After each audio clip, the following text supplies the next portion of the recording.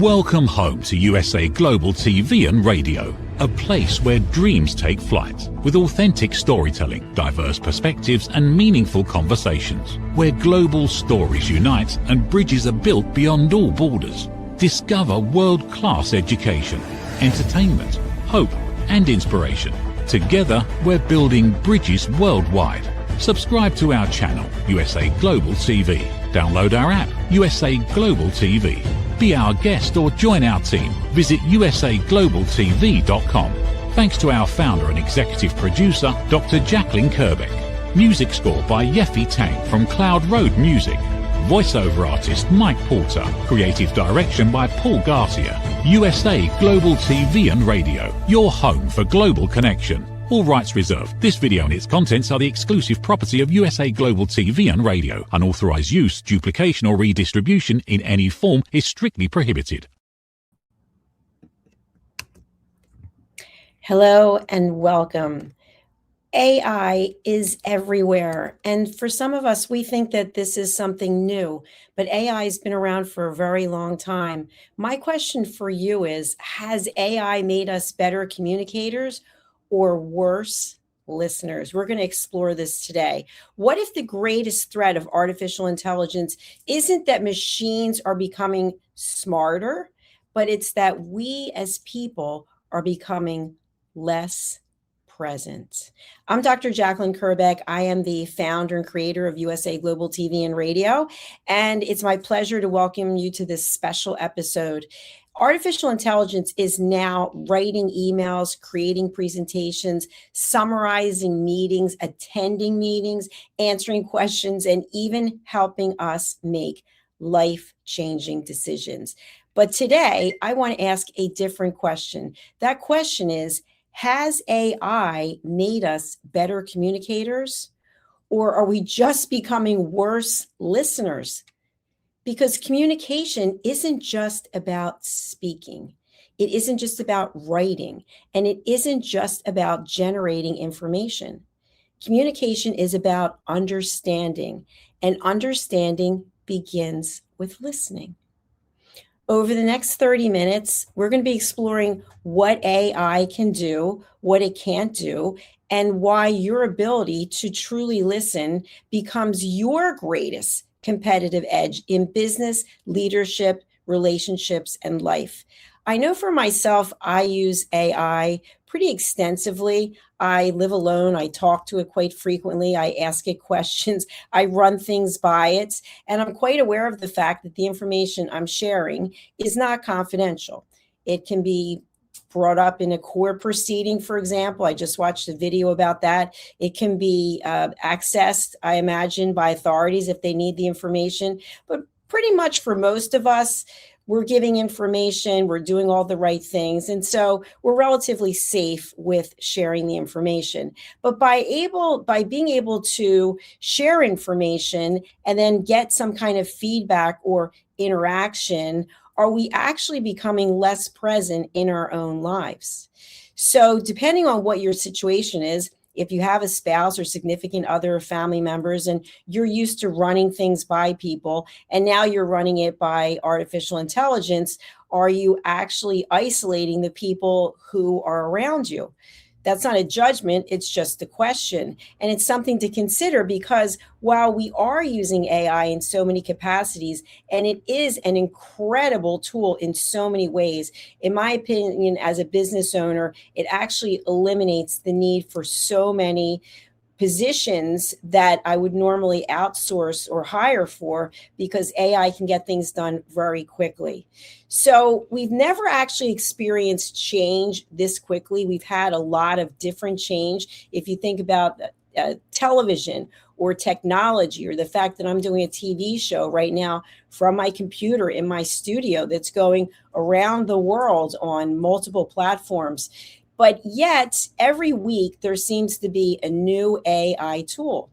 And so people are asking AI to do things that normally we would have humans do. So, for example, if you're someone who has to write proposals, you can have AI do that. People are asking AI to write books for them. Students are asking AI to complete assignments for them, and business owners are asking AI to create marketing campaign. Doctors are using AI, lawyers are using AI, broadcasters are using AI. Do you think I look this good? It's with the help of AI. I use AI myself, as I mentioned, so it's not a judgment about whether or not AI is good or bad. The question is whether we're becoming intentional on how we use it. Technology has really accelerated the ability for us to communicate. And of course, during the pandemic, which I don't have to remind anyone, most of us were able to connect with people we had never met before. One of the things that I thought was so amazing was the Clubhouse app, which I'm not sure if it still exists, but you could go into Clubhouse, which was an audio only app, and you could be sitting in rooms with some of the most famous people in the world, and you would have access to them. So this enabled collaborations and partnerships that probably never would have existed before. So when it comes to acceleration, technology is at the forefront. But has it accelerated our ability to understand? I don't believe that these are the same things. So let's talk about the difference. Hearing is not listening. This has been my life's work. People often believe that listening is simply remaining quiet, but it isn't. Listening is one of the most active skills we possess. You can hear every word someone says and completely misinterpret or even miss what it is they're trying to tell you. How many meetings have you attended where everyone spoke, yet nothing was really understood? Nothing was accomplished. No one left that meeting with a sense of, okay, I understand what is needed of me, what my role is. How many relationships have suffered because each person wanted to be heard before they were willing to listen? Listening requires curiosity. It requires presence, and it requires humility. And none of these qualities can be automated. One thing that really stands out for me with AI is when I ask AI, I give it a prompt, it immediately starts giving an answer.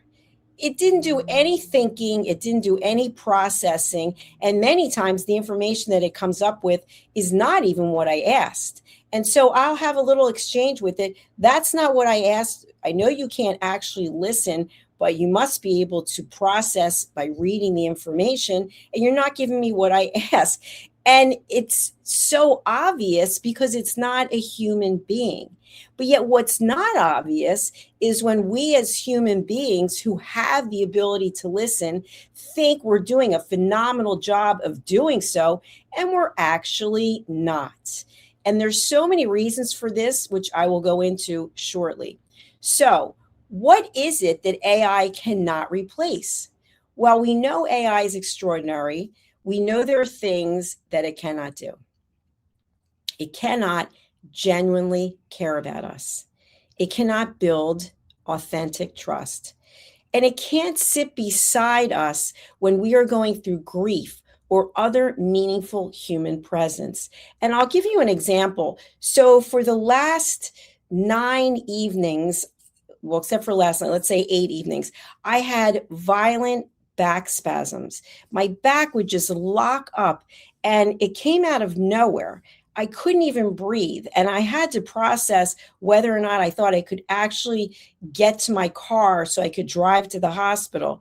And so when the spasms slowed down a little bit, I got my phone and I reached out to AI to share what was happening. And so AI is processing and giving me all this information, but it couldn't hold my hand.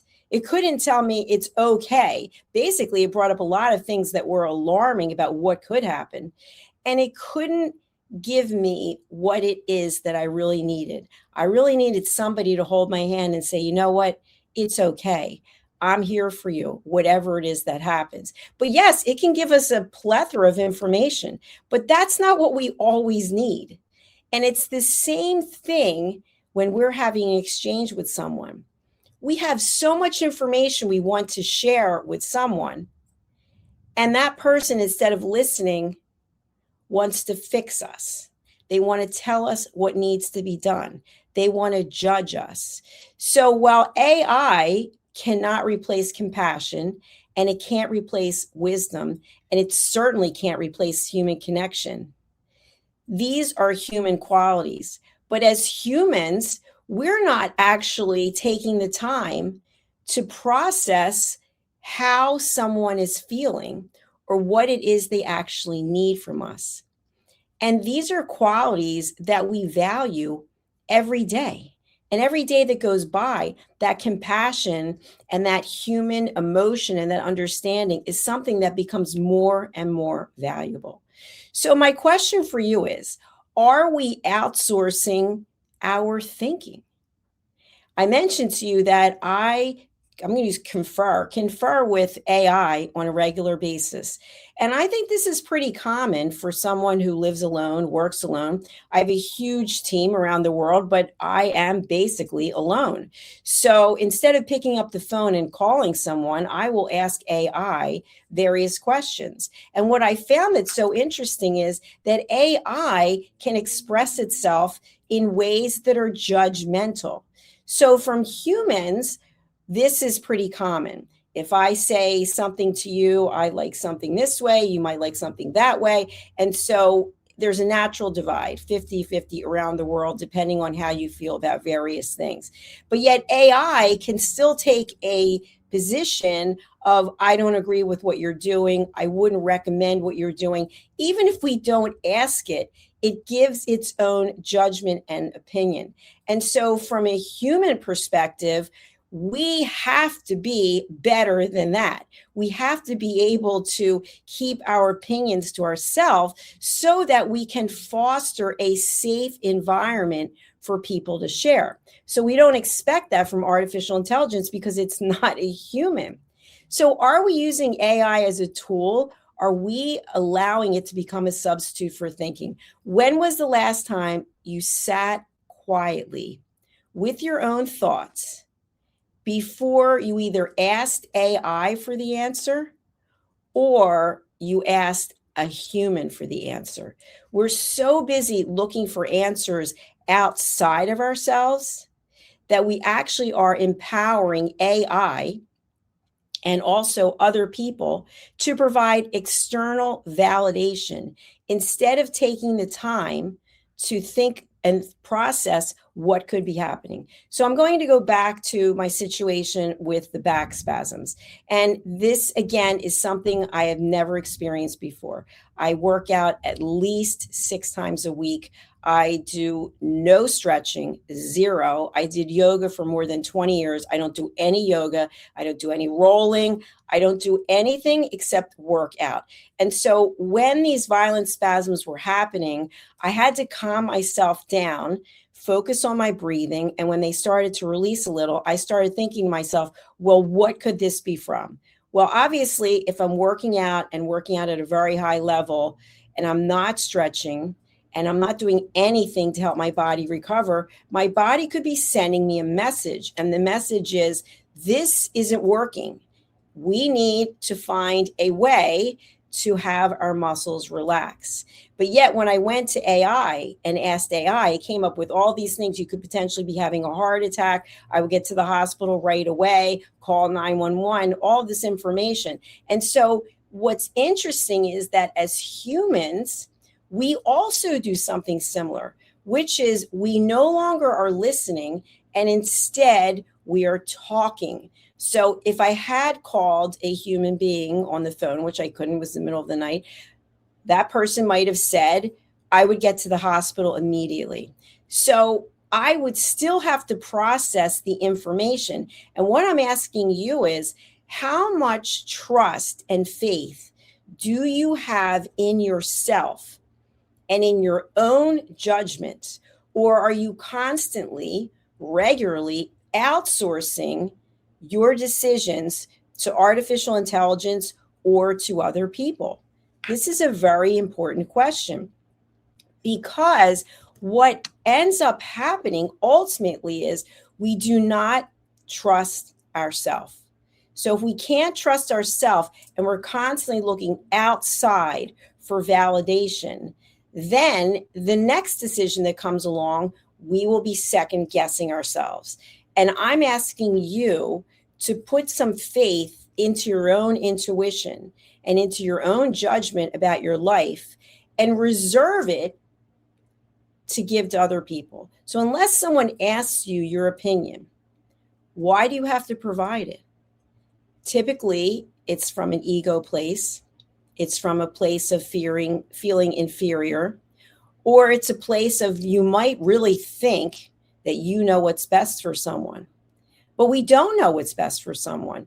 We barely know what's best for ourselves, let alone for someone else. So outsourcing your life decisions to AI or to another person might not work out the way that you'd like it to be, because basically you have less faith in yourself. So think about, when was the last time that you wrestled with a difficult problem instead of searching for the quickest solution? What I have found is that we as a society want quick answers. We want closure. We want to know that whatever it is that we're dealing with, we can just get out a mop and a broom and clean it up and get rid of it. But what if the journey is in walking through whatever it is that's coming your way? However, we then go to AI and give AI all the information. I've done it myself many times. Here's what I'm dealing with. What do you think I should do?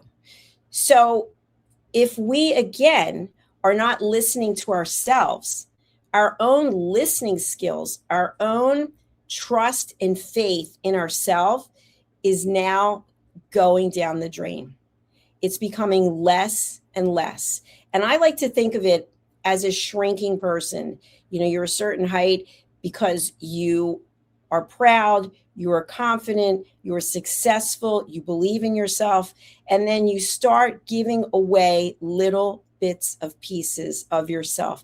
And so whatever your height is, you're eventually becoming smaller, where you're not even standing up straight. You know, when you see a confident person, they're standing up straight, chest out, shoulders back, or you see someone who's a little hunched over, they don't have back problems, but they don't have the confidence. They've been beaten down by life. Well, I'm suggesting that we take a step back, literally, and we believe in ourselves, in that intuition that we have, that gut feeling that tells us if we're on the right path or we're not. And if and when we make mistakes, which we all do, we look at it as an opportunity to learn. So if you're making your life decisions, everyday decisions through AI, I'd like you to rethink it.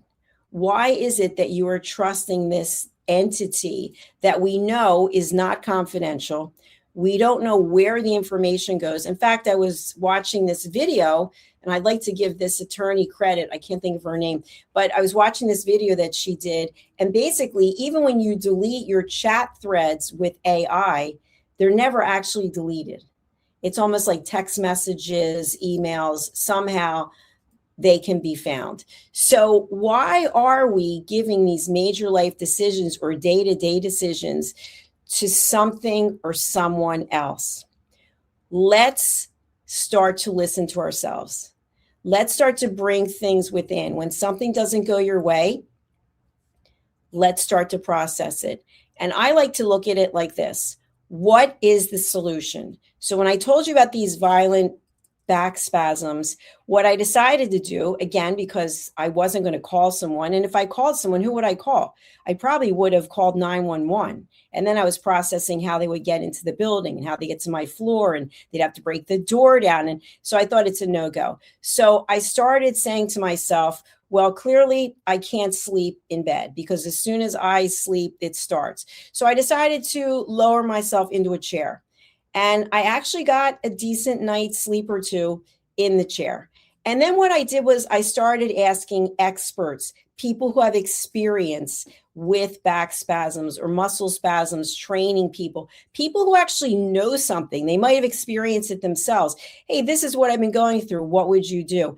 That's very different than calling your mother, your brother, unless they are trained in this area, or asking AI, what do you think I should do? Doesn't know. It's going to give you a myriad of information, just like if you Google something. But should you make your decision based on that? I suggest no. I suggest you ask experts and then you evaluate. You go with the gut feeling. Does this make sense to me? Does this resonate? Is this something I am willing to do? So in my case, thank goodness, it has turned out very well. I got some very good coaching from experienced people, and I feel like I am on the right path. And I know now I have got to take a recovery day, which it's very difficult for me because I'm an A-type personality, go, go, go. So the thought of taking a day and stretching and rolling, going to the sauna and getting a massage, these are all things that they're nice, but I don't really feel like doing it. However, I'm changing my thought process. I've decided that I cannot keep pushing my body without giving it any recovery. So think about your relationships. Think about how you push them or they push you. Maybe you're in a situation right now where you've got a lot of stress in your life and you have a partner, a significant other, family members, and between all of you, you are highly stressed. So think about what could you do so that you could minimize your own stress. And some of that might be just a suggestion. Instead of running everything by your partner, I'm not suggesting you keep secrets. I'm suggesting that you start to think of things and process things yourself first. And then maybe you say, hey, by the way, this is what's been going on, and this is what I've decided to do. That's a very different conversation than what do you think I should do? Because the more people we ask, and I've seen this, you get all different answers. And then you're kind of like, well, 7 people said to do this and 5 people said to do that. And you don't really know what to do. And now you've involved all of these people into your life about making a choice. Guess what happens? Then you make the choice and the people who weren't supporting you are like, oh my gosh, I can't believe you did that. Now they have judgment. Or the people who were supporting you but don't think you should have done it the way that you're doing it, now they're unhappy. So you've created additional aggravation for yourself as opposed to thinking it through. Does it make sense to use artificial intelligence to do research? Yes. But what I like to say is I like to have peer-reviewed information. So when I got my doctorate and I had to write my thesis, it was all based on peer-reviewed information. So there are actually people who have done studies. Now, will AI cite studies? Sometimes, but sometimes I find it just comes back with information. It's like, well, where did you get this from? Thinking, and then it comes back. Why didn't you reference them in the first place? You could go back and forth. It's just wasting time. So do the research yourself, especially if you have a medical condition. Don't just rely on calling your friend, phone a friend, or go to AI. Find the research from medical professionals, researchers, studies that have been conducted, and then seek help. Obviously, if it's an emergency, you want to get yourself to the hospital. Even in business, there are people who are experts, people who've experienced what you have experienced. So why are you going to ask your best friend who's not even in business what it is you should do? If you're going to write a book, why are you going to put it out to social media for people to decide what cover you should use in your book? How do they know? Everyone has their own preference. In fact, earlier today, we had an excellent show ahead for business, and we were talking with Kevin Perlmutter and Alcini about branding. And I've seen people have logos created for their business, and they put it out on social media Which one do you think I should use for my business? Pick A, B, or C. So are you really going to put the potential success of your branding out to the general public who has no idea what your business strategy is? Are you going to give it to AI to determine what your business strategy is? Or are you actually going to put some thought into it? And that's where I'm going with this. It isn't easy to make major decisions. It's easy to make everyday decisions. Should I have a cup of tea? Should I not have a cup of tea? Should I go to the gym? Should I not? These are decisions we have to make all the time. But when it comes to decisions that are really important, that really circle back to listening, are you listening to yourself? Or your listening skills worse than they were before because now you have more tools? And what you really need now is tool management, because you're going to find at some point there's so much information available, and yet you're wasting your time because you're unable to make a thoughtful, well-researched decision that you are in alignment with. So when you're in alignment with whatever choice it is, then you realize, I decided I'm going to do this. This is the direction I have decided to go in. Many people might not support you. Maybe everyone will. Maybe no one will. But the bottom line is it won't matter because you made the decision. One of the things that I think is really important when it comes to branding, USA Global TV and Radio, we started 5 years ago, and we actually started as Rapping with Dr. Jacalyn.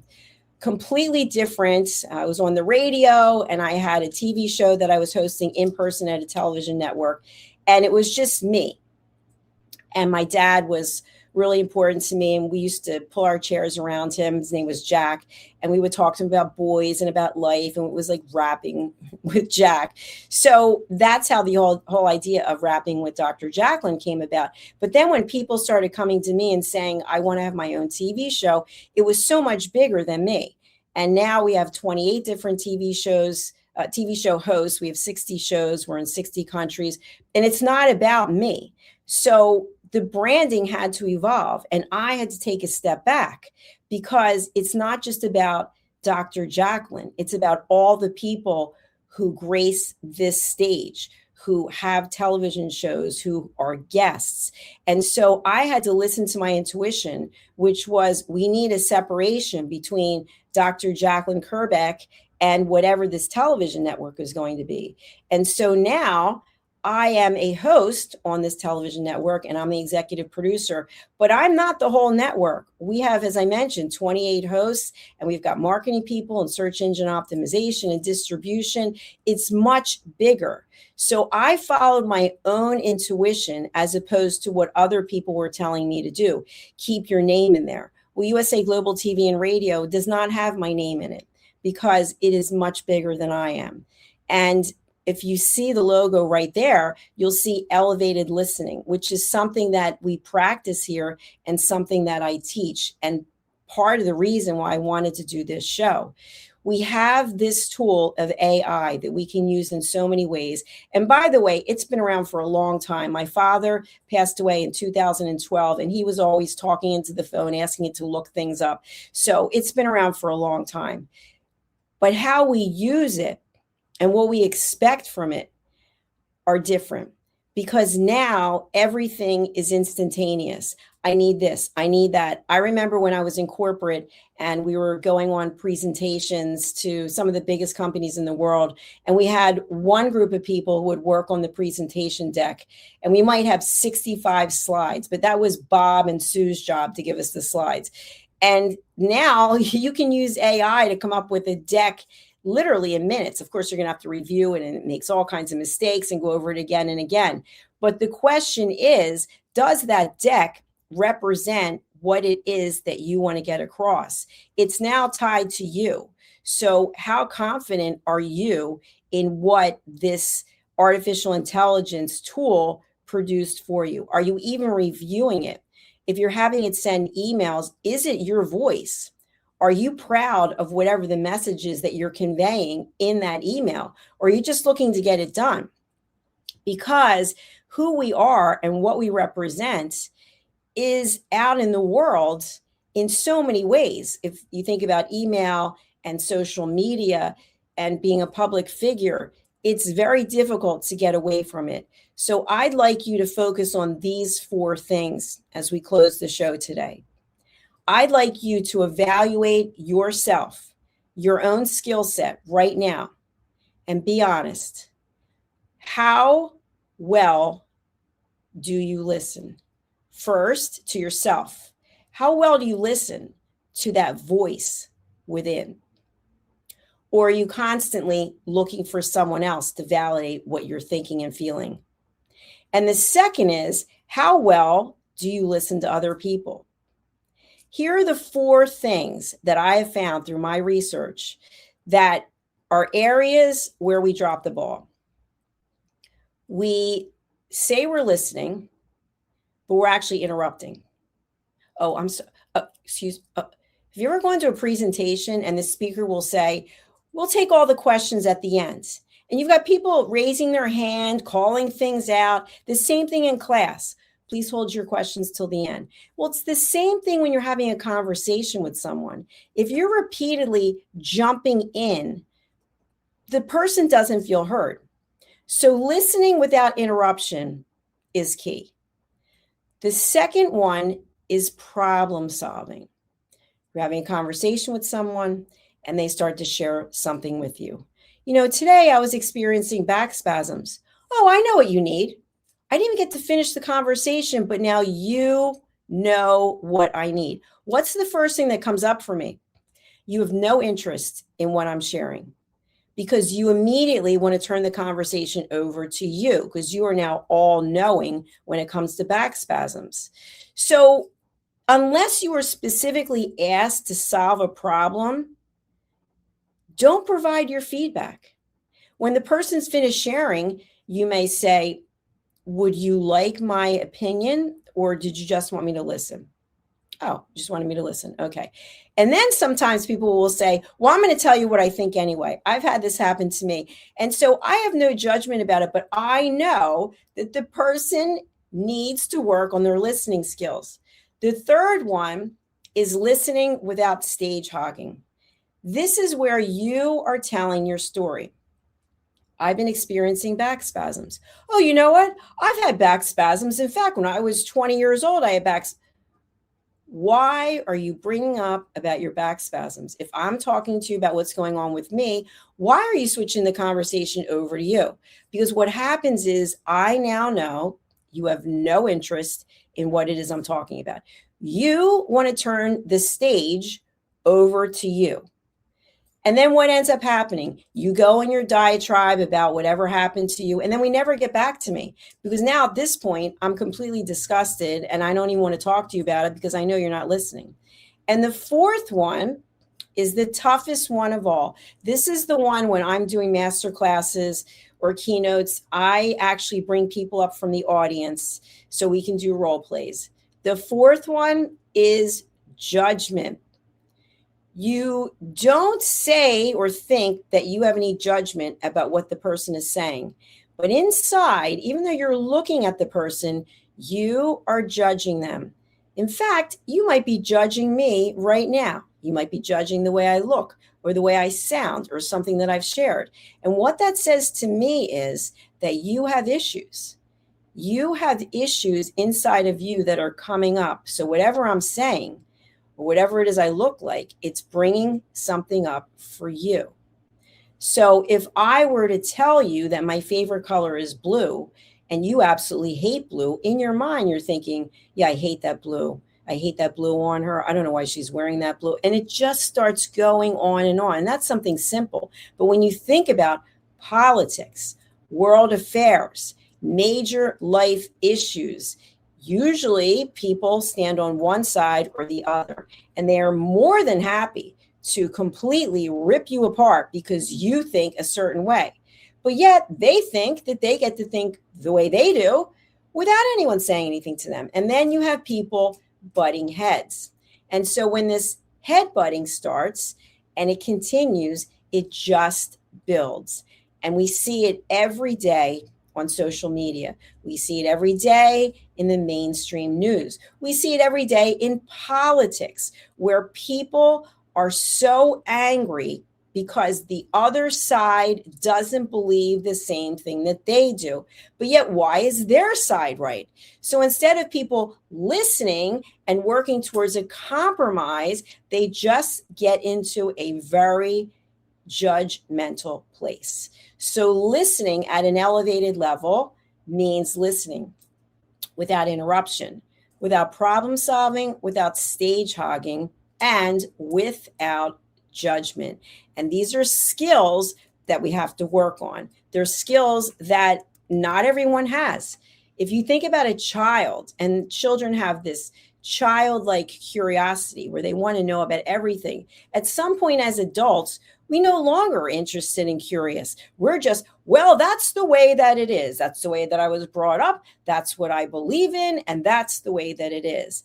And therefore, you have people at a standstill, at a stalemate, instead of saying, you know what? I want to understand how you think. I'm interested to learn. Maybe I'll change my position. Maybe I won't, but maybe I'll learn something. And the key is the learning part.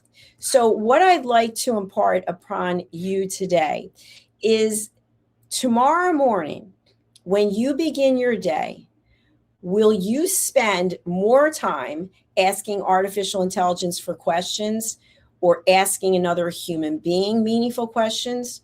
Or will you spend some time sitting with whatever it is you're working on and processing it yourself? Giving yourself that courage and that support to say, I am enough. I know enough. What I don't know, I will do some research on, and I will take that as information. And all the information that I collect, I will evaluate.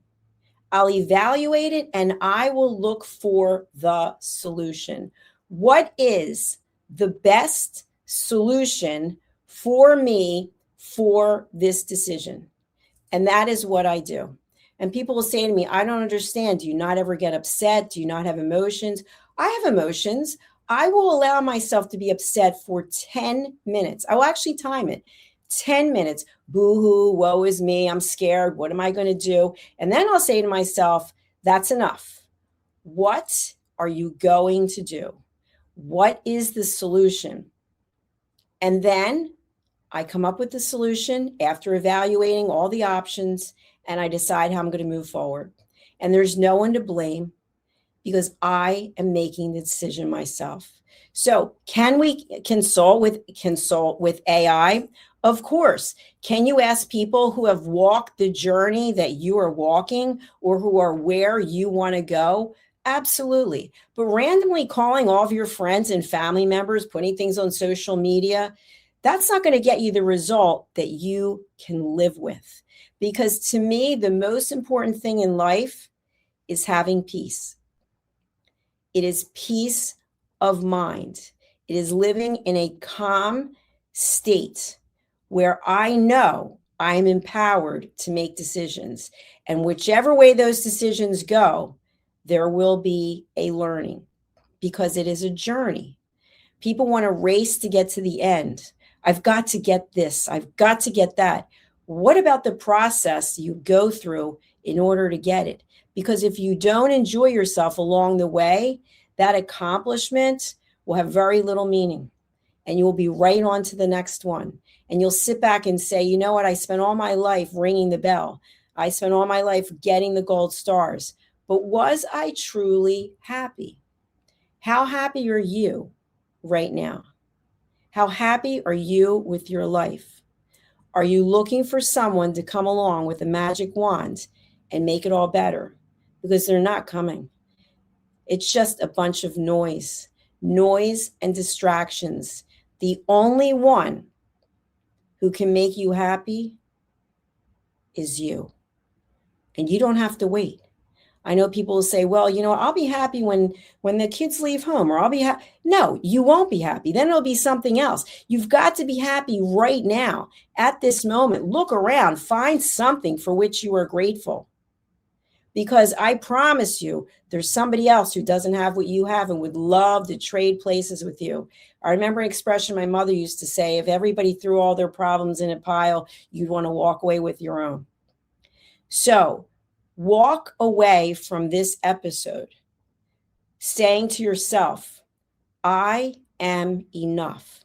I believe in me. I choose peace, and I am grateful.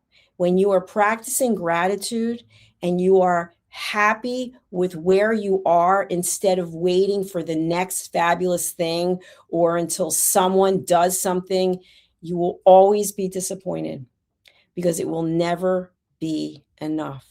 So has AI made us better communicators or worse listeners? I think we have a choice because it's ongoing. Every day we get to choose. So I'm asking you to choose to be your own best listener. I'm asking for you to be a good listener for other people without judging them, without expecting anything from them. They're going through their own set of circumstances. And so no one is right and no one is wrong. But not being at peace and not having happiness is not a quality way of living your life. So I wish you peace. Go in peace. Thank you so much for being here. If you haven't done so yet, if you'd please subscribe to our 2 YouTube channels, USA Global TV and Radio and Dr. Jacalyn Kerbeck, I would really appreciate it. And I know that our team would as well. And I'm going to close out with a promotion from one of our team members, Mr. Red O'Laughlin, who's written a really amazing book. It's called Aging Sucks and the Guesswork, There is Hope. I highly recommend this book. I've known Red for 5 years now. He is a high quality stand-up person who knows a lot about longevity. And this is not a longevity book, but it does talk about the hallmarks of aging. And so take a look at this. You can order it on Amazon. What if many of the problems we associate with aging are not random? What if there are identifiable causes behind declining energy, chronic disease, and memory problems? We have been told that aging is simply something we must accept, that slowing down is normal, that growing older means growing weaker. But what if that's only part of the story? Why do some people remain active and engaged well into their later years? Why do others struggle with disease, fatigue, and declining health? What is happening beneath the surface? What processes drive aging? In Aging Sucks, researcher, educator, and author Red O'Laughlin explores what researchers have discovered about why we grow older. No medical degree required, no confusing jargon, just clear explanations of what researchers have discovered about the processes that influence aging. You cannot stop aging, but understanding its causes may help you make better decisions about your health, your future, and your quality of life. Because understanding comes before action. Action creates hope. Aging sucks. End the guesswork. There is hope. Every great story begins with a vision. At USA Global TV and Radio for years, we've been providing world-class education, entertainment, inspiration, imagination, connections, and hope. Most people don't stay to watch the outro or the credits, but it's the people behind every success, behind every breakthrough, and behind every unforgettable story who matter. The TV show hosts, our guests, our sponsors, our publicists, our production team, our distribution team, our search engine optimization team, and so many more. You're the ones who make the difference. Every great story belongs to the people who bring it to life. Our future looks bright at USA Global TV and Radio. And that's because of you, our loyal fan base all around the world in more than 60 countries. Together, we're making a difference because you matter. USA Global TV and Radio, live streaming to over 60 countries. Voiceover, Dr. Jacalyn Kerbeck. Video production and direction, Paul Garcia. Subscribe to our channel, USA Global TV and Radio on YouTube. USA Global TV and Radio proudly presents Tracy Cram Perkins, a dementia caregiving survivor teaching how to balance care with peace of mind. #1 resource for dementia caregivers. It's the book Dementia Home Care: How to Prepare Before, During, and After. Over 17,000 copies sold of this must-have guide. And now a testimonial from Tracy Smith. If I was to describe this book to someone who is going through a similar situation, I would underscore how important it is to have some sort of a tool or a guidebook to help you through certain stages. And there's so many, it's such an unknown topic to the average person. And to have this as a reference is essential. It's going to help you get through it personally, as well as help your loved one manage. To learn more, go to TracyCramPerkins.com. Tracy Cram Perkins is an award-winning author. She's also the host of Dementia Home Care television show. Watch it here on USA Global TV and Radio. Thank you, viewers and listeners of USA Global TV and Radio, for joining us today. We're honoured to have your time and attention as part of our global community. At USA Global TV and Radio, we believe in the power of authentic conversations, meaningful connections, and creating a world of possibilities together. Want to be part of something bigger?